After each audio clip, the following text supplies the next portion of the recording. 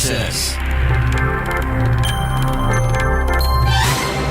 Welcome. My name is Kramer. This is the CramerSez Project. It is Thursday, November 18th. What a great day, except for the fact that Indiana could not get its act together and get the senators to come together to vote for redistricting. It's a sad day. We've got all of these people in the state of Indiana, all of these supposed MAGA candidates who are being so bold now. They're not up for election until 2030, and so they're being really bold in the state of Indiana. Do not want to redistrict. Going to stand up. Oh, Trump won't be president when it's time for me to run for office. Why do I care? Aren't you tired of this bullshit? People showing you exactly who they are. They come into your community. They beg you to come out and support them. And then when you do, you go do the thing that they ask you to do. You ask them to do something. They tell you to fuck off. That's what we were told in the state of Indiana today. Rod Bray says there's not enough votes. Well, how do we know there's not enough votes? You won't let the vote happen. And why do you care, Rod? Why won't you jump on the MAGA bandwagon? Simple. Rod Bray is not MAGA. You see, he's playing the long game. He's not up for re-election until 2030, so he's saying, fuck Trump. I won't even have to worry about Trump in 2030. But you know who you will have to worry about, Rod? Us. Those who actually vote for you.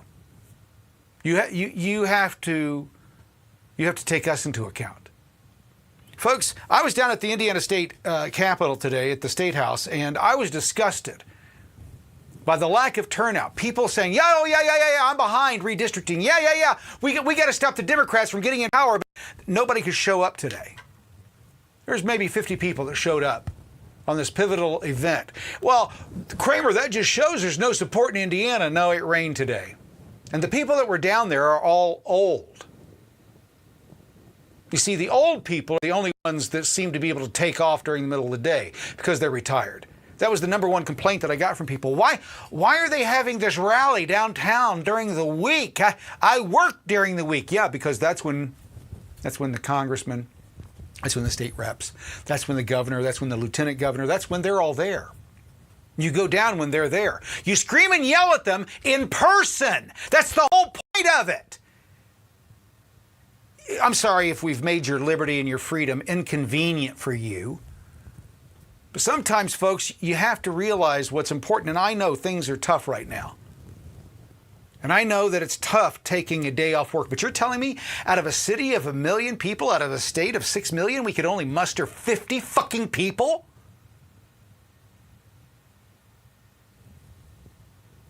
Do you understand what's going to happen?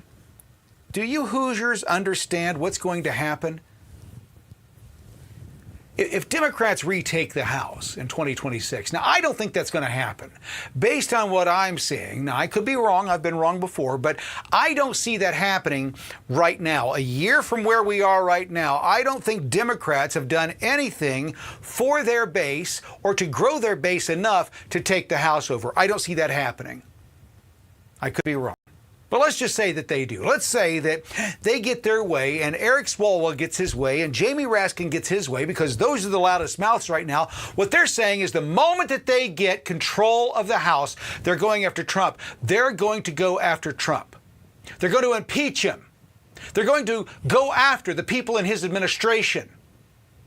They're going to start the fucking lawfare again. But Rod Bray doesn't care about that. Some of these fucking Hoosiers in Indiana, these rhinos, they don't give a shit about that. Doesn't affect them. Why should they worry about if Trump gets impeached? Because they're idiots, folks. They're not playing for us. They're playing for them. They're rhinos. They're not going along. They're doing what the Democrats want them to do, not what their base wants them to do. We want them to do this. They don't want to do it for one simple reason. They don't care about this nation. They only care about their party. They care about their businesses. And here's the thing that we're going to have to start doing. This is one of the reasons that we started the CramerSez Project. When was the last time that somebody in the state of Indiana, at one of the news stations, one of the newspapers, took a deep dive into Rod Bray's life? his business handlings, his finances, what's going on in his life. Is he having an affair? Is he doing something he shouldn't be doing down there in Martinsville? Is he keeping his P's and Q's clean? Is he dotting his I's and crossing his T's? Is he doing everything the way that he's supposed to? If not, somebody should be on top of that. But they're not. The mainstream media doesn't do that anymore. The newspapers don't do that anymore. No, what they do is they sell ads and they tell you what's going on in your neighborhood and what LGBTQIA program you should be endorsing. That's what the newspapers do anymore. They don't do reporting. They don't have time. They don't have the energy. They don't have the money. We have to do that. That's what the CramerSez project is about, is building a grassroots news service that can look into these issues and report them. You see, I've built a platform, and it's not just what I'm on here, but we're building a system that will allow us to broadcast on a daily basis, starting on social media and going to TV, to deliver news. It's not that tough. It's not that expensive. You can do it pretty reasonably and touch the entire country. That's what the goal is. Now, people have called that crazy. Well, yeah, I thought that shutting down the country for a year was crazy. They did it anyway. Calling me crazy is not going to stop me. We're moving forward. We have to get down to the truth. We have to be able to investigate the people that are telling us how we have to live our lives. Folks, do you realize that's gone in all communities? There is no local journalist anymore looking into what's going on in your community. Go read the newspapers. It's all national news. Very little local news. And all politics are local. We've got a crazy dude here in town by the name of Abdul. And Abdul likes to sue everybody. He's sue happy. I'd like to dig into that and find out more about Abdul. He's a conservative, supposed to be a Republican, but he's suing all the Republicans. If they say anything about him that he doesn't like, he sues them. He's an attorney. He's the problem. We got to look into him. Now, this is just in Indiana. What have you got going on in your state? Wouldn't it be good if there was a place where you could investigate and post content, not to Facebook, no, a central site where it's all there and everybody can see it? And you can post all of your information about how you found the information, where you got it from, all the documents, everything, all parts of the investigations of what we're doing will be available online. You'll be able to see what we saw. It'll be like we're taking you down the rabbit hole with us. This is how we found out about this. This is who told us. This is what they said. This is their testimony. These are the notes we took. This is the recording we made. All of it available to you.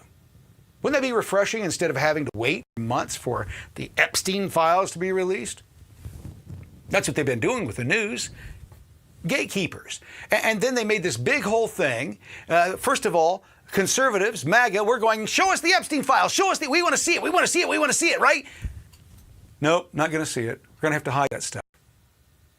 And then the left goes, we want to see it. We want to see it. And they acted like we didn't want to see it, like we were trying to hide it. We want to know. You see, here's the thing, folks. The Democrats are so fucking stupid, they don't realize we want the same thing. We don't want elites fucking our fucking kids. That's what we don't want. We can agree on that. That's where we should start. We don't want these motherfuckers fucking our kids. Can't we agree on that? It's not that it's a Democrat doing it or a Republican doing it. Do you know what? I can guarantee you this. When you're being molested, yes, I was molested as a kid. Babysitter's 22-year-old son. I was 7. Or I was 5, rather. My brother was 3. Yeah. Yep, still stuck in my brain. Still remember Eric doing what Eric wanted to do. That motherfucker should die. He should have gone to prison for the rest of his life. Folks, we have to be on the same side on this issue. But the Democrats think that they've got the high road, that we're trying to hide things. Now, if Trump is in the Epstein files, he's not. If he were, If there was something that they could use, they wouldn't have had to manufacture 34 counts out of a misdemeanor. If they had real evidence of Trump's dick in some kid's ass, they wouldn't have had to create what they wouldn't have to do what they did at Mar-a-Lago. They don't have anything. There's nothing there. Now, it's not a hoax. Children were molested. Children were harmed. And that should be investigated. But you see, they've made it political. They've tried to make it a weapon. And here's the thing. It's a nothing burger. And now it's blowing up and there's nothing there.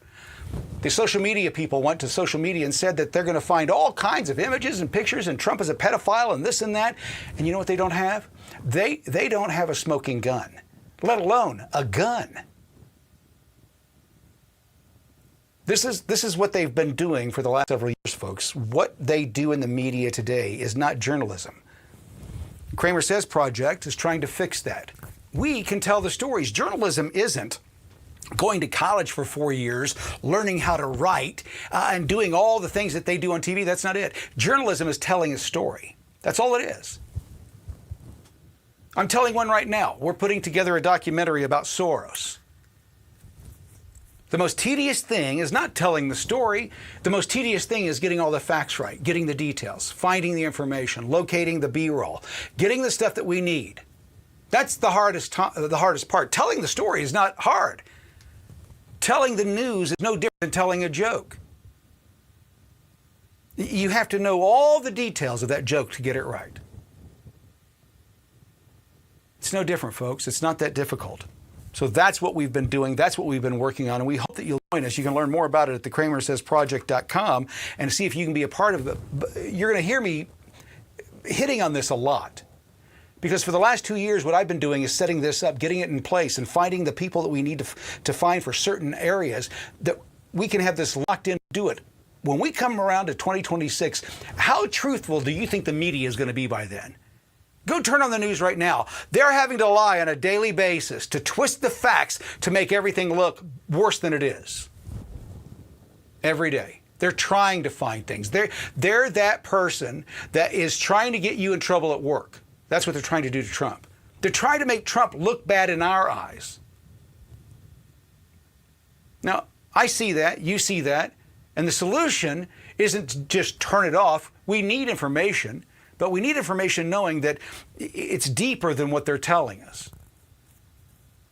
Don't you remember on 60 Minutes when they used to do in-depth investigations? When's the last time you saw one of those? They don't do that anymore. There's a reason for that. Do you know why that is? Because they are owned by BlackRock, Vanguard, State Street. They're owned by these three companies. These three companies control everything. They're not going to let their news outlet go and destroy the stock price or the stock value of their pharmaceutical company. They're not going to allow that to happen. That's where we are. And if you don't understand that, if you don't get that's the way the system is, that you'll never get the news, you'll never get the information, they're not interested in it. BlackRock, Vanguard, State Street, these big money guys, Apple, Zuckerberg, right? Hoffman, Gates, all of these big money guys, left or right, are all playing the exact same game. You're not in it. They couldn't give two fucks about you. You're a pawn. I'm a pawn. They are moving chess pieces on the table. You do not equate into anything that they're doing. Why? Because they're billionaires and trillionaires. And yeah, there's trillionaires in the world today. Musk is not the first one. The Saudis are trillionaires. They've already got that money. You got to wake up to the facts and the way that the game is actually being played today. And you can't do that not knowing all the information, not knowing all the players. One of the bravest people to come out and start that was Alex Jones years ago, telling you this crazy stuff, that these people are doing these weird things out in the woods. They're being insane. All these rich people going out into the woods and screaming and yelling, what the hell is up with that? And then he told you about the Rockefellers and the plan that they had, what Kissinger was doing back in the 60s and 70s. explained to you what was going to happen, and you thought it was all a lie, that it was all make-believe, that it wasn't real. Now you're realizing that it is. Alex Jones is being silenced. They took his network. He's fighting for it, but that doesn't guarantee that it's going to be there, and it doesn't guarantee that he's going to get another one, that he's going to be able to move on. We have to do it ourselves. They're not going to do it. Our founding fathers did it themselves. We have to do it. They did what needed to be done. That's why it's important, folks, to realize where we are. Everybody thinks that, well, we won. Trump's in office. I can relax. Did you hear what Swalwell's saying? Swalwell is saying that if they take the House in 2026, they're going to go after Trump. Jamie Raskin went even farther. He says they're going to go after the supporters of Trump. That's guys like Charlie Kirk. They can't get him. They already got him. But they're talking about people all the way down to guys like myself. They can't have us out there doing what we're doing. They cannot have it. The lie cannot be challenged by truth. They've got the media, folks. They've got it all. They've got education. They've got the media. They've got Hollywood. They've got sports. All the institutions that we have in this nation are controlled by the left. We talked about it back in 2020 that we needed a parallel society, a parallel culture. They can do whatever they want, but we're right here next to them. We got our own things. We don't need their Facebook. We've got our own. We don't need their news outlets. We've got our own. Now, that's not sustainable long-term as a nation. That is not a United States. The only thing that can unite us, folks, is truth. That's it. Nothing else. Sports won't do it. Theater won't do it. Movies won't do it. Music won't do it. Truth. Truth is where we come together, those things that we can agree upon. And if you don't realize the situation that we're in right now, that we don't get truth. We don't hear truth. What happened over the last 4 years? Truth was silenced. If you told the truth, if you asked questions begging for the truth, what happened? You were silenced. You were told you can't ask that, you can't say that, you can't speak. That is not what's allowed. And you can't challenge the system.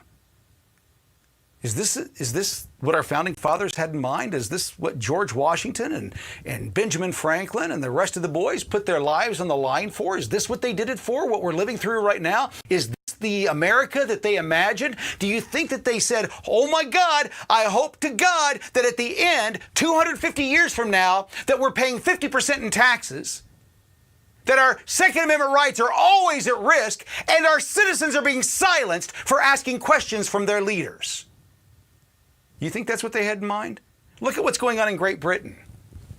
Do you know what the difference is between Great Britain and the United States? One thing, the Second Amendment. That's the only thing that's holding these motherfuckers back from doing what they're doing in Great Britain. Locking people up for Facebook posts, locking people up for standing in front of a church, locking people up for asking questions of the government, questioning what's going on. It's unsustainable, folks. We need truth, and the only way we get it is from ourselves. We're not going to get it from those people that have been lying to us for the last 8 years, 10 years, 20 years, 60 years. We find out time and time again that our journalists are not doing what they're supposed to do. They're not looking into anything. You know what the most tedious thing about putting a story together is? The research. I hate it. I hate it. I hate it. It's tedious. Hours and hours of sitting and watching and listening and reading. Nothing. You're not doing anything. You're just bringing information. And a lot of it I know. But we have to confirm it. So we have to go look through this information. We have to look through the footage. It's boring. The only fun that I have is when we start putting the story together and start telling it. That's the fun part for me. The telling of the story. But getting it right, it's tedious. Why is it tedious? Because you got to get it right. For example, we're looking into George Soros right now and the funding that he's been giving these organizations like the Tide Center. His Open Society foundations, folks, they're dangerous. He's funding all of our enemies. trying to convince people that he's a good guy. He's not. The Soros Foundation, the Soros Group, they are not good people. I don't need to tell you that. I'm preaching at the choir. But if you don't understand that they are moving faster and faster, this Mamdani deal in New York was theirs. George Soros, his team, they backed. They were part of the campaign. They were in the house with Mamdani. Now, George Soros is a Jew. And Mamdani, well, he's a Muslim. How does that work out? Same way that Republicans and Democrats do. Politics, they sure do make some strange bedfellows. We'll be right back after this with our guest tonight, special guest Richard Bagsby. He's running for Senate, Indiana Senate in District 22 in Indiana. We'll be talking to him and about his campaign and all of that. That's up next. You're watching the CramerSez Project. Global news with local views. From the halls of Congress Across the nation. and around the globe. You're getting the latest news and conservative views. You're watching the CramerSez Project. Global news with local views. CramerSez returns after this message from our partners. They lied about it. They tried to hide it. It was 100% unconstitutional. That's what we were saying in 2024. I could have sworn that yesterday we learned that the FBI tapped my phone. And today the NLPC has been vindicated by Senator Grassley's document dump, feeling Jack Smith illegally and unconstitutionally spied on American citizens. Jack Smith spied on members of the United States Senate. What is this, East Germany? Grassley's document dump has revealed that Jack Smith's team illegally seized call logs from Ron Johnson, Lindsey Graham, Mike Lee, and Josh Hawley in the unconstitutional 2023 Arctic Frost Probe. From the outset, we said Jack Smith's appointment was unconstitutional. A federal judge vindicated that view. Now we see the connection between unconstitutional prosecutions and illegal evidence gathering. The NLPC has been on top of this story from the beginning. Follow or subscribe to the NLPC on this platform for more. Or visit the National Legal and Policy Center at nlpc.org. To learn more about the CramerSez Project, our mission, and how you can become a part of it, please visit thecramersezproject.com. You're watching CramerSez. Welcome back to the show. My name is Kramer. This is the CramerSez Project. We've got this thing called a website. You ever heard of those? It's a website. You go to it and you surf it. You got a board or something. Anyway, the website I'm talking about is the CramerSezProject.com. If you get over there, you can find out all about what we're doing. We are building a grassroots news service. If you are in the business, if you are a former reporter, journalist, editor, if you know the business of news, we want to talk to you. No, we don't have any money yet. Didn't you hear me at the beginning? It's all grassroots. So if you want to find out more about it, get over to the CramerSezProject.com. Our guest tonight is Richard Bagsby. Richard is running for Indiana State Senate in District 22, and he's been having town halls. You know, those things you're not supposed to have because people come in and ask you wild questions. But they're going to take a break for the next month or so because of the holidays. And since he's going to be off, we're going to get that opportunity to talk to him tonight. Richard, welcome to the show. Hey, Tim, how's it going? Appreciate you inviting me to your show. Oh, it's going great, and I'm glad that you're here. We ran into each other a few months ago and like what you're doing in the state of Indiana. We need new blood. My whole new push for the state of Indiana, in fact, the country, is anybody but the incumbent. They've gotten us in trouble. So with that being said, I'm going to shut up. Why don't you tell us about yourself, why you got in, and a little bit about your background? So my name is Richard Bagsby. I live here in Lafayette, Indiana. I am running for Senate in District 22, which would be the eastern half of Tippecanoe County and all of Carroll County.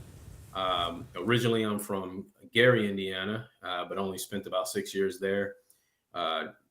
Spent most of my childhood in Oklahoma, but I've been here in Lafayette for over 30 years. I'm married. I have 8 children, 6 grandchildren. We live on a small farm, homestead, goats, chickens, used to raise cattle out here. And I'm in the fight, you know. I've been in the fight for ever since COVID. Back in those days, the government wanted to shut everybody down, wanted to shut the churches down. You know, I'm a minister, and it just went all against the Bible and all against the Constitution, and they had the right one. when they started to mess with my children in school. You know, they wanted to mask my children up. I had 2 children. You know, I call my journey the John Wick. I had a John Wick moment. I had a political John Wick moment. And I was traveling for work. I was construction managing superintendent, and I traveled all across the country building targets, remodeling different buildings, Menards, I mean, you name it, hospitals, all of that. And during the COVID days, COVID years, whatever you want to call it, the school started masking up the kids. And I had 2 kids. My wife and I, we had 2 kids at the time that had a speech impediment. And they were getting in trouble in their speech therapy class. And I'm like, man, what's a 6-year-old and a 8-year-old getting in trouble in speech therapy class? You know, come to find out, in speech therapy, you know, they would pull their mask down in order to speak, to be heard. And it was just the oddest and strangest. I'm a very practical man. I'm a carpenter by trade. You know, we always say, I'm just a stupid carpenter, you know. And so we just think very practical. Like, now, why would they have masks in speech class? I mean, you shouldn't even go to speech at that point. Right. Long story short, I come home from work, and my wife's telling me how they were getting in trouble. I said, well, you know, we'll just go to a school board meeting and we'll just ask for an exemption. You know, I start mansplaining what I'm going to do and how I'm going to work this out and how everything's going to be all, you know, peaches and cream at the school board meeting. Right. Go to the school board meeting. I ask for an exemption. You'd think I'd try to detonate a nuclear bomb. I mean, they literally try to lay into me and try to make me out as the bad guy. And well, because it was the most deadly disease that mankind had ever seen, Richard. Yeah. Yeah. You know, we got to all be fearful for our lives because it's the most deadly disease ever. And who cares about your education, your kids' education, or improving their speech, right? Because it's deadly. Exactly. I mean, you know, but supposedly COVID was able to clock in and out of work. You know, we had to be at work at a certain time and leave at a certain time because somehow, some way COVID would show. I don't know. And so, but they said something to me that you just don't say to a person like me. You know, they said, your fight is not with us, it's with the state. And I've been at it ever since, man. You know, I started studying the Constitution. I started studying the Indiana Constitution. I started learning that a lot of the issues and problems that we face state and locally is due to largely, in part, to the lawmakers.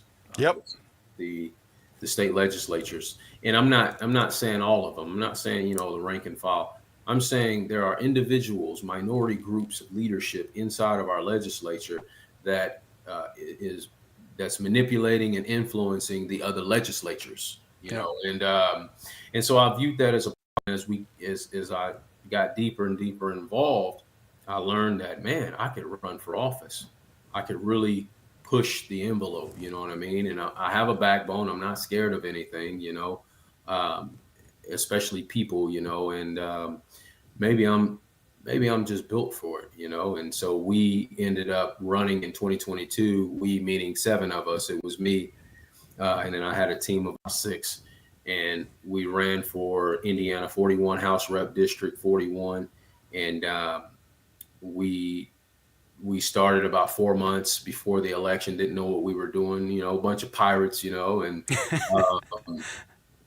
so, you know, we knocked 6,500 doors out of 7,500, raised $19,000, and came in dead last, you know.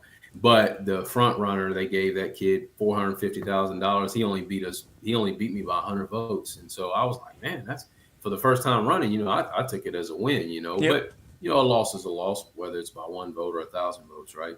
And so now moving forward, you know, getting back to now me running for Senate, it's a whole different thing and a whole different ball game. Well, let me jump in there real quick. You mentioned the first run, and when we talked a couple of weeks ago, you said that was the what really taught you how the system works, and that opened your eyes to what you need to do, and that, in fact, the message that you gave is, your message was being prepared, is knowing what to do, having that experience, and how much more helpful and more prepared do you think you are? Well, how helpful was that education, and how much more prepared are you this time around than last time? Well, I mean, it was tremendously helpful and a godsend that I did run at that point in time, because I learned how to fight. And I learned how to play the game with the rules and regulations that are set. And even though I'm an outsider and an outcast, I learned quick. And so we did an after actions report and found that indeed we started way too late, but we were doing what everyone else do, right? And that's start in January. Typically, I mean, you're going to see it this time around too. People are starting in January, people are starting in February, and a lot of the times those ships crash and burn. And so we learned that, number one. And so to correct that, we started back in December. So we've been campaigning for a year this time, and we still have nearly 6 months to go. Right, and it makes a big. You've seen a difference this time around versus last time, right? Because of the head start. Yeah. Oh yeah, I mean they have polls out on me. They have, they're really after it right now, and we've made headway and strides that we would have never made back in those days. And it was because I got into the race the way I got into the race the first time and learned so much so quick, and then I had 4 years to marinate and think about strategies, and what I'm going to do, and how the established GOP, the establishment GOP, that leadership, how they choose winners and losers. They can learn that they can give a person access to their canvassing software, or they can restrict access, which they restricted my access. And so what they inadvertently did when they restricted my access, I'm a carpenter by trade, like I said. Right. And that means something in the real world. As a carpenter, we don't have everything we need at all times on a job site. And so what do? We invent things on the fly because we have to, And so I'm used to challenges. I'm used to problems. And the problem was I was restricted from a canvassing software that other candidates were able to use but me. And so what did I do? I invented my own. So now I have my own patented canvassing software that's way better than theirs, modern, with modern technology, and it has up-to-date information. Well, Richard, here's what's interesting, and this is the difference between what I call the American can-do spirit, right, and politicians. Yeah. Politicians only do what they know to do. I worked in politics for a long time, and it was funny how many times we'd bring up a new technology or new capability, and they were the last to jump on board. Being able to think of new ideas or new ways of doing things. Do you think that capability, that creativity, is going to be welcomed with open arms, or do you think you're going to have to fight your way into the door based on what you've seen so far? Yes, it will not be welcomed because it challenges the status quo. Right. And see, when you introduce something new that can rival something old, right? It always bursts at the seams. I like when Jesus said, you don't put new wine in old skin because the skins will burst, And so, but you have to have that flexibility. You have to have that tenacity. You have to have that grit, that drive, that energy. Because let me tell you something, as a minister, and going to church, you find churches that have a bunch of old people, and nothing against old people, a lot of my friends are older, very much older than me. I'm 43. A lot of my friends are in their 60s and 70s, and I trust some of them with my life. But here's the thing: they won't last forever. And so there are no children around playing, no teenagers, no youngsters. Whatever it is, whatever organization it is, it's going to die. Period. It's going to die with the older generation. And see, the difference between that and politics is more devious. And so politics are going to find, those establishment folks, they're going to find the younger versions of them the ones that they molded and shaped into their image, right? And so you'll find that they will take over the party. Let me tell you something. I'm mark my words. The way we're going right now as a party, the GOP party, and I'm not saying, see, the Republican platform is tight. That's a tight platform, man. And if you can align to it, then you'll be all right. But see, they don't align to it. And so with the direction we're going right now, in the next 10 years, 15 years, I say 15 just to be, I think it's going to be in the next 10 years. If we go the same direction, same pathway, we'll see a Democratic supermajority. Because they'll blame. I agree 100%. I agree. What's the difference? We were talking earlier before we went on air that when I was working with the state party, with the GOP caucus, we were the second most conservative state in the nation. And over the last 10, 15 years, we've migrated to being into the middle of the pack at 22, 23.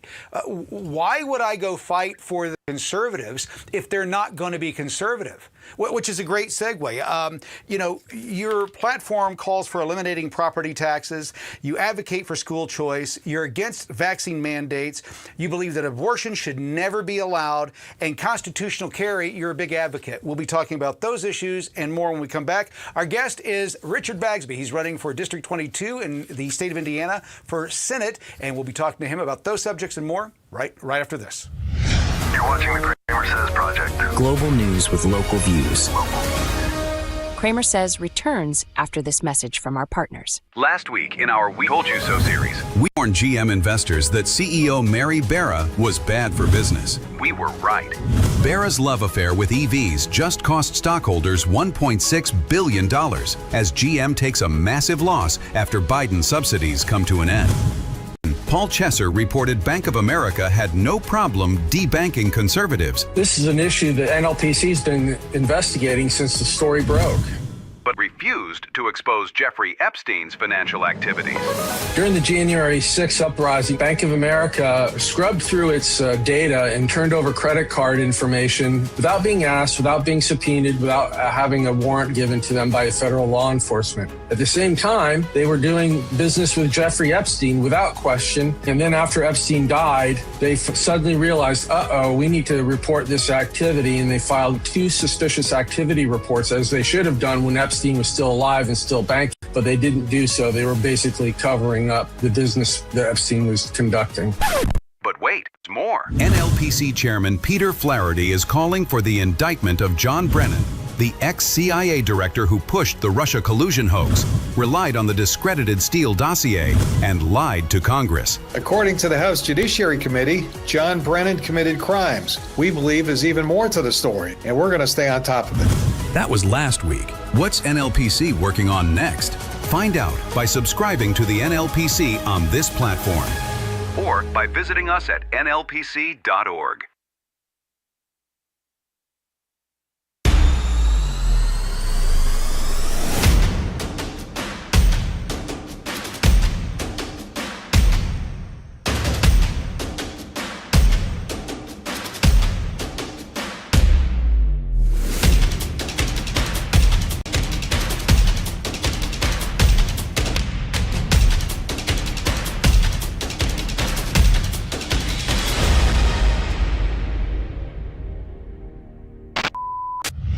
To learn more about the CramerSez Project, our mission, and how you can become a part of it, please visit thecramersezproject.com. You're watching CramerSez. Welcome back. My name is Kramer. This is the CramerSez Project. It is Thursday, November 18th. My special guest tonight, Richard Bagsby from District 22 in the state of Indiana. He's running for the Senate. We'll be back with him in just a moment. In the meantime, if you haven't been over to the CramerSez Project, get your butts over there now. That's where you want to be, the CramerSezProject.com. We are building a grassroots news service. We want you to be a part, especially if you've got a broadcast background, you know how to edit news, you know how to edit audio, you know how to write, speak, you know how to do stuff in front of a camera. We want to talk to you. We have no money. It's grassroots. That's the main point. Speaking of grassroots, let's get back with Richard Bagsby. Richard, I went through your website and found out all the stuff that's going to get you in trouble. And one of them is you want to eliminate property taxes and shift to a 10% flat tax in the state of Indiana. Walk me through. So, property tax. I want to eliminate homestead property tax. Okay. I'm not saying going after the rentals. I'm not saying going after the business property the business property taxes, and which we favor a lot here in Indiana. But what I'm saying is I want to eliminate grandma's property tax on her homestead that she raised her generations. And my grandmother, she lost her house due to property tax. She had it paid off. She was a retired postal worker. And we lost the family house because the taxes were more than what her fixed income could bear, Yep, I've been saying the same thing. Yeah. And now as far as a flat 10% tax all across the board, I mean, I think that's so practical. And once again, in construction, when you're dealing with engineers and architects, they do some of the most complex things that really does not work in real life. But because they went to school, they went to college for 18 years, and they're smarter than you, then yeah, we could put the roof on the walls before the walls go up. And we're supposed to just say that, we agree. Oh, that's stupid. Well, Richard, the thing that I've been saying for the last several years is that, we went through the collapse of '08. We had the issue with COVID. We had the fallout of all of the money that got printed in the last several years. And all those people that were responsible for all those bad decisions had a lot of letters after their names. Right. Oh, yeah. So we can't look at education as the end all be all, and that just because you've gone to college, you've got common sense. Talk to me about the government spending on education and healthcare. You want to stop that as well, or pull that back to balance the budget? Let's talk about that. So here's the thing. When you take in welfare, they want everything. Okay. They want all your information. They want who's inside the house. They want to know what your, all Social Security numbers. They want everything, all over a tenth of what your income is a lot of the times, With education, it's the same. I think the Indiana Education, Indiana Department of Education, or the Department of Education in Indiana, takes in roughly 7% of federal funds. But the feds get to decide what the kids are learning. For example, okay, he voted for children pre-K through third grade to learn sex education. Where's that coming from? What exactly am I going to teach my 6-year-old about sex education? And so that's what I'm talking about. If you want to get rid of fat, start with the education. Start with the fact that a lot of that money for education doesn't go to the students or the teachers. It goes to administration buildings. It goes to boards, right? And bureaucracy in the school education system. It goes towards trans people, okay, coming to read children's novels, children's Dr. Seuss books to your preschool and your kindergarten class. It goes towards programs like DEI and social education learning. That's what that money goes toward. That's what I'm saying. Pull that money back. Okay. Pull that money back and put that money where it could benefit the greatest, right? In teachers' wages, in what the quality of education that the kid will get. I'm going to tell you something. 90% of our kids don't know who our governor is. Yep. I agree. You know what I mean? 90% of our 100%. Kids don't know who 99% of our students don't know who the president of the city council is. So that's what I mean is that you are not, number one, you're not a good trustee of the money because you spend the money on stupid things. Number one. Number two, because you're taking money from the feds, that little 7%. Okay. Over half of Indiana's budget goes towards education. Yep. What do we have to show for it? Okay. falling scores.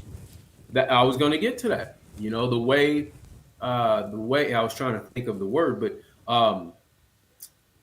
the way that the teachers are now forced to teach towards the test and not teach towards reality, right? Balancing a checkbook, credit scores, you know, teaching civics, right? Shot class. Well, I think that's probably one of the most important things that we're missing is civics.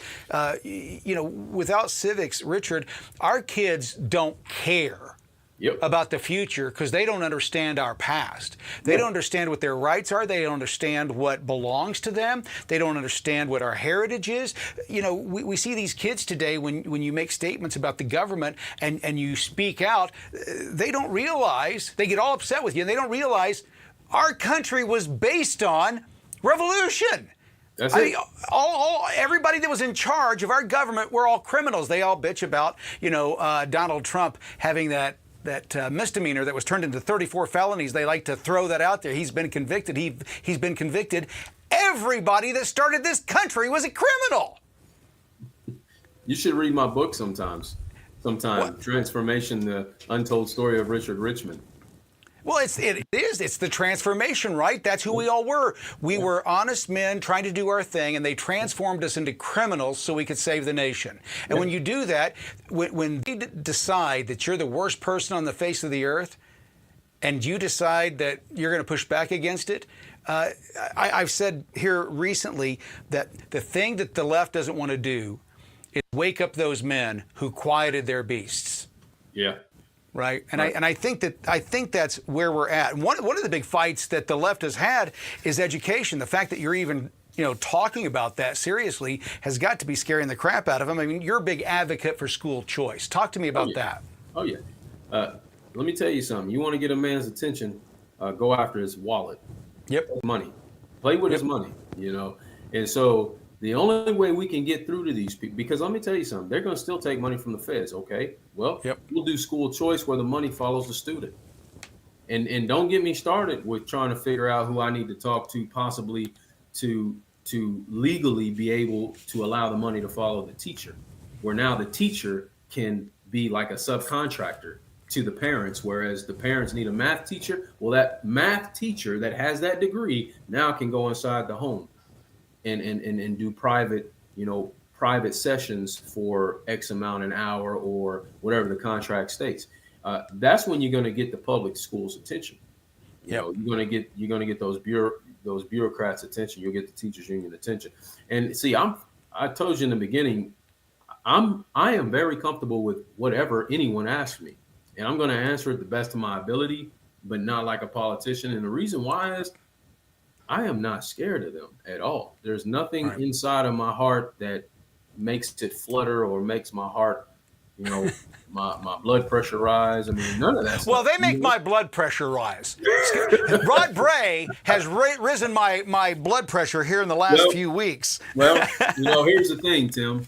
You know, I don't know if you see this, but there is a weird looking elephant. Yeah, that is not the general. That's not the GOP elephant. It's that. That is an African war elephant. That's what that is. Love it. An African war elephant. And the thing is, I don't agree with the circus elephant. The circus elephant left me behind. The circus elephant betrayed me when I first ran in 41. The circus elephant is the one that restricted my access to the canvassing software. Yep. The circus elephant tried to pay me off, tried to give me money, you know, and to be that black face of the Republican. The circus elephant did that. Yep. Because the only thing that the circus elephant knows is tricks. Well, that's because that's how they got there. By the way, when he's talking about circus elephant, he's talking about the GOP establishment. You know, for the audience that didn't pick up on that, if they didn't follow that, I mean, Richard, that's the whole thing. That's what we've been fighting against. That's what Trump is fighting against. Populism and the common man. The establishment has proven they cannot be trusted. They will rip you off the first chance they get, and if you don't stand up to them, they're going to continue to do it. You've been doing that, and one of the statements that you made, which I think is interesting, is you are very, very, very strict on abortion. abortion should never be allowed. Yeah. Talk me through that. You know, I can't go out and murder somebody because, you know, it's against the law. It's against nature's law. It's against creation's law. Even if you have a good reason, right? Like it's not fitting into your schedule and it doesn't fit into your lifestyle. You still can't do it in that situation. You still can't murder. Murder is murder. Right. No matter how you look at it. and you have to make that decision. You know, you have to make that decision on your own. And I'm not going to force you not to murder somebody. That's on you. Yeah. I'm saying that I'm not going to cross that line, you know, because when you start crossing that line, a little leaven leavens the whole lump. When you start crossing that line of immorality, that well is deep. That well is infinite, you know, and you start you find people very numb to human life, whereas that they can live any kind of way. And if there's a problem, we just off them, you know, like the mob, we just kill them, you know, and that's what we don't want. We don't want a society to be so numb to life, to human life, you know, that the age of accountability dies in our generation. You know what I'm saying?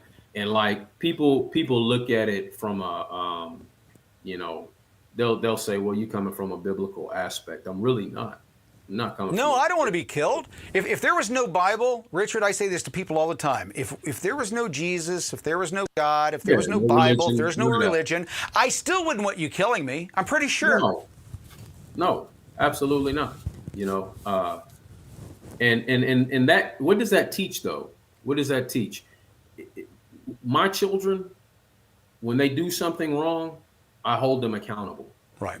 That way they can reflect, learn how to critically think their way through something. I tell my son, he's 13. I tell him, son, before you do anything in life, take 60 seconds to think about it. Good, bad, or indifferent. Take 60 seconds to think about all the steps and then proceed. Because the most laborious thing for a man to do in life is think first. Yep. You know, slow down and think. Yep. Yeah. And so then you won't have to abort no baby because you slowed down and you thought about it like, man, I could get pregnant. Yep. Yeah, that was one of the things as a young man. My dad was a minister. It was pounded into my head that if you knock some girl up, that you got to get married, you got to take care of the child. And I was having a hard time taking care of myself. I could not see myself taking care of a child at the time. So I was really careful about that area of my life. And, you know, it's funny. People will have all kinds of reasons to blame failures, right? But they always take credit for all the successes. Oh, yeah. Big time. You know? Big time. Let's talk about constitutional carry. Red flag laws. Yeah, I got in trouble with the red flag laws. But here's the thing. Well, that now you got me intrigued. Now I gotta find out how you got in trouble with the red flag laws. I was in a debate in Boone County, and they asked me about my views on 2A, and I let them know that 2A is the reason why we can say 2A. Yep. 2A is the whole reason why we have a freedom of speech. 2A is the reason why, you know, we have all the liberties that we have. 2A is the reason why we don't get frontal attacks by other nations. 2A is the reason why, because, you know, that's what got us out of the tyranny in the American Revolution. You know, that the forefathers knew that if you take our guns from us, then we're defenseless, you know, number one. So it's not just about hunting, but it's about about four things. All right. It's about number one, feeding your family with putting food on the table. Yep. It's about protecting your person, meaning your individual self. It's about protecting, what is it? So self, yeah. So it's also about protecting your family inside your household, and it's about your civic duty, your civil duty, I should say. Right, the community. Meaning that in Indiana, people don't understand that according to our Indiana Constitution, when you turn 17, you are automatically enlisted in the militia. Automatically. at 17. You know, so anyone out there that don't realize that, welcome to the Army. You know, I mean, so big advocate of 2A. I build ARs. That's my hobby. You know, I just built a new 7.62 by 39 millimeter on a Nice platform, and it's the coolest gun I've ever built. And so 2A is part of our heritage, part of our American culture. You know, and going back to the kids, people say, "Why'd you make so many kids?" Well, it's because America doesn't make enough kids. You know? You're damn right. Elon Musk has been talking about that. I just did a thing about it the other day that I don't know if you saw that China miscalculated by 100 million years ago, and they are going to have their population peaked about 10 years ago. Yeah. And so they're saying by 2050 that there's going to be less than 650 million Chinese. Yeah. I mean, I've grown up 1.2 billion my entire life, right? Yes. And now they're saying half of that. And not only that, but our population in the U.S. is collapsing. Well, here's the it's thing, a problem. Tim. Here's the thing, Tim. In China, the difference between China and America, and you know, I don't support the Chinese communists whatsoever. I just observe things, right? Yep. The difference is this: even when their population declines, they'll still have their culture.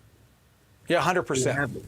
You know why? Because they keep an ironclad lock on their culture. You can't just come in there and say, "Oh yeah, we're gonna be Muslims," or "Oh yeah, we're gonna be Christians." You know, you can't do that. They're not about to let you do that. You know. Well, let me ask you that. You went to the Muslim issue. How concerned are you with that here in the United States, in particular in Indiana? It just depends. So, big thing is this: I don't just joke around when I talk about birth rates. I mean that. Yep. I mean, I researched that. I think that's a problem. I think, you know, I think we're at 1.4, 1.6, something like that birth rate. In order to maintain a culture, I seen a study. In order to maintain a culture, you have to have 2.3 plus birth rate, you know, to maintain your culture. And so the biggest contributors to our culture are blacks, whites, and American Mexicans. Okay, or Mexican Americans. Those three ethnic groups contribute to America's birth rate, which is like I said, 1.4, 1.6. Yep.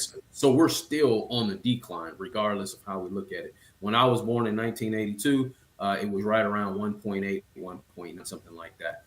We've seen the lowest population rate in 2023. Wow, I didn't know it was that close. Wow. Hey, what was happening in 2023? COVID restrictions, shutdown. Yeah, Yep. That's right. So you would the think bars were all shut down and the churches were all shut down. Well, Nobody was hooking up. You would think that, you know, people being hibernating in their houses, they make a bunch of babies, but no. My point is this: Muslims from Muslim nations. I'm talking about real Muslims. I'm not talking about black Muslims out here and all that. No, I'm talking about real Muslims from Muslim nations. People like old boy out in New York. Okay. Yep. Their birth rate are like in the force. Yeah. Yeah. They're blowing us away. Out here looking crazy.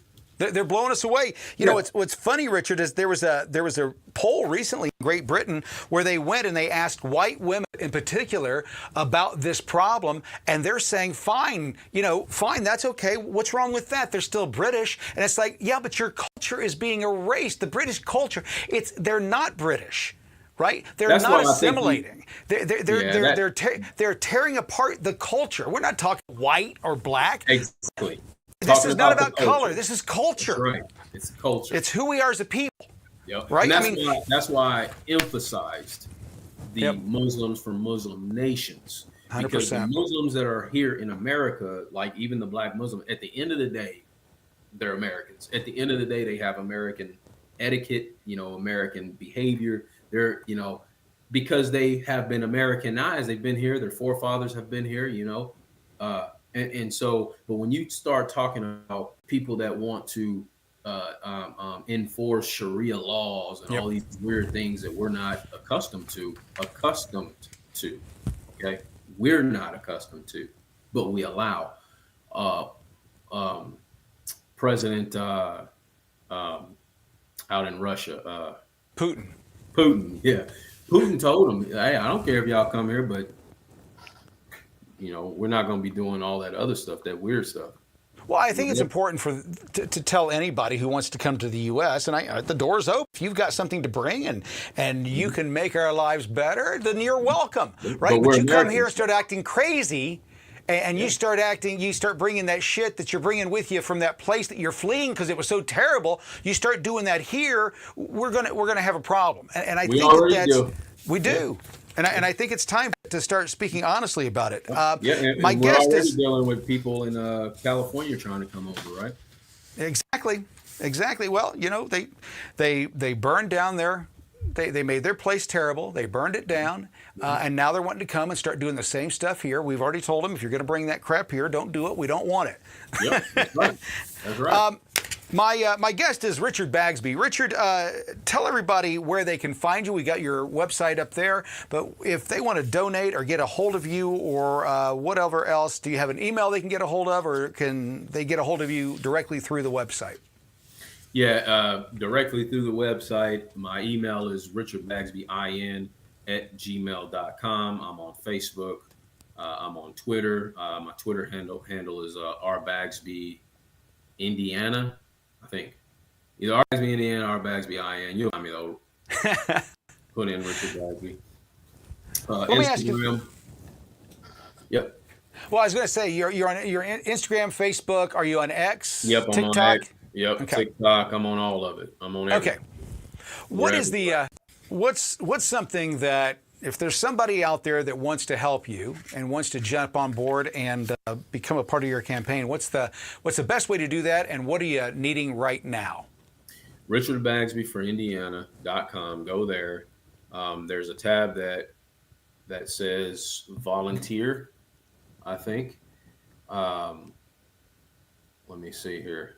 I just want to make sure that I give you the right thing. Here we go. Yeah, so join the team. There's a tab that says join the team. You hit that tab, and there's a form that you fill out. My campaign manager will reach out to you immediately. We have a lot of people that fill that out to join door knocking campaigns, to join phone banking. We are a fully developed organization, the War Elephants. We're a fully developed organization, underground organization, and all we like to do is primary incumbents, and we're pretty good at it now. We have modern software, modern canvassing software that we didn't buy from anyone. We created, we made it, and so it's a deadly thing politically. Now, big thing is we have a $50,000 goal right now. We're at phase 3 of the financial plan, and phase 3 is at 50,000. So we are always looking for donations because we have a roadmap, a financial roadmap of milestones and line items that has to get done because we do have a pathway to victory. We have a huge pathway to victory. We just want to keep up the momentum. So more volunteers, more donations. Donations is a big thing right now because we are gearing up. Obviously, I don't want to say it on the air what we're gearing up to do, but we are gearing up to phase 3 of our operations. So, well, it's interesting. I'm going to give you a pat on the back, blow some smoke up your tail. I scream at people all the time, saying that you got to do something, you got to do something, you got to do something. It is not easy. It's not simple, right? It's a lot of work. And Richard, first of all, I thank you for doing it. I hope you're successful. We want to get the incumbents out. We want to get fresh blood in. We want to get new people in. But more important than that, I think that what your example shows is that one person, everybody says, I'm just one person. I can't do anything. Mm-hmm. Let's close out on that. Tell me about what you look at, the power of being one person. Are you invincible? No, but are you a danger? Yeah. Talk to me about that and how you approach that. I can only give you an example. So my opponent, he's a 27-year incumbent. He's not a rhino. He's a real liberal, a real one though. This is not fake or pretend. He supported sex reassignment surgery for minors. Just this year alone, he supported giving a driver's license to illegal aliens, which, mind you, an illegal alien is the one that killed our National Guardsman out there on 65, allegedly, right? So the power of one person. My opponent, 27-year incumbent, is anti-Trump. He's always been anti-Trump. He was interviewed by, a group of LGBT folks, because he supports that stuff. So he's a strong anti-Trump person, and he was against redistricting. But through the efforts of one person, now, mind you, I do have a team, a wonderful team, but one person's bravery, and this is not coming from a place of pridefulness, this is coming from a place of strategy, in a place of competence, in a place of no fear, right? He changed his ways. I called him out 2 days later. Now, all of a sudden, he's a Trump supporter. Yep. That's how it works. So the power of one. Now, I'm the most hated in the area now, because he flipped that way. But I'm okay with that, man, because listen, if you're not hated, then you're doing something wrong. Yep. That's the way I look at it. Richard, thank you so much for joining me. Thank you, Tim. Yeah, we will be right back. You too. We'll be right back after this. The CramerSez Project will return After this important message. Last week in our We Told You So series, we warned GM investors that CEO Mary Barra was bad for business. we were right. Barra's love affair with EVs just cost stockholders $1.6 billion as GM takes a massive loss after Biden subsidies come to an end. Then, Paul Chesser reported Bank of America had no problem debanking conservatives. This is an issue that NLPC's been investigating since the story broke. But refused to expose Jeffrey Epstein's financial activities. During the January 6th uprising, Bank of America scrubbed through its data and turned over credit card information without being asked, without being subpoenaed, without having a warrant given to them by federal law enforcement. At the same time, they were doing business with Jeffrey Epstein without question. And then after Epstein died, they suddenly realized, we need to report this activity. And they filed 2 suspicious activity reports, as they should have done when Epstein was still alive and still banking, but they didn't do so. They were basically covering up the business that Epstein was conducting. But wait, there's more. NLPC Chairman Peter Flaherty is calling for the indictment of John Brennan, the ex-CIA director who pushed the Russia collusion hoax, relied on the discredited Steele dossier, and lied to Congress. According to the House Judiciary Committee, John Brennan committed crimes. We believe there's even more to the story, and we're going to stay on top of it. That was last week. What's NLPC working on next? Find out by subscribing to the NLPC on this platform. Or by visiting us at nlpc.org. Introducing Tusk. With Tusk, you get uncensored news and secure browsing, all while protecting your privacy. Choose the news you trust and take control of your internet. Join the free speech revolution with Tusk. Download Tusk today at tuskbrowser.com. To learn more about the CramerSez project, our mission, and how you can become a part of it, Please visit thecramersezproject.com. You're watching CramerSez. Whoa, we're almost done. Wow. What a show, what a show, what a show. It is, it's at the end of it here. We're wrapping things up. Tonight's special guest, I'd like to thank Richard Bagsby. He's running for Senate in the state of Indiana, District 22. We wish him luck. He's got some bold ideas. I like the idea of getting rid of income tax. Not income tax, but property tax. If you own a property for your homestead in the state of Indiana, if you have a homestead, you would think that you would eventually actually own it and not owe the state continually for the rest of your life. You know, I said it last night that if you're paying taxes your entire life, from the time you start working to the time you go in the ground, you're a slave. There has to be a point where you no longer pay in the system. Seems fair to me. How about you? Right? And it's not because I'm 60. I've been saying this my entire life. In fact, I never even thought it was fair to pay taxes. I always thought that was a ripoff as well. But anyway, I digress. Hey, if you want to find out what the CramerSez project is all about, get yourself over to thecramersezproject.com. It'll explain it. We are looking to build a grassroots news service. You probably heard me talk about it a lot over the last couple of weeks. We are looking to do something different. What we have in place right now does not work. We've got to do something different, and I propose that we do it from the ground up. Top-down news doesn't work when the people at the top are liars. You got a lot more people at the bottom that can bubble it up. I think what's interesting is that Musk and what he's done with X and the community notes, being able to let the people run it. There's nobody there going through and checking what you're saying. As soon as you say something crazy, somebody will put a note up. Now, here's what's interesting. I say a lot of stuff, and people call me conspiracy theorist, and I'm out there spreading misinformation and disinformation. Do you know what? Not been community noted. And when I was, it confirmed what I was saying. Isn't that odd?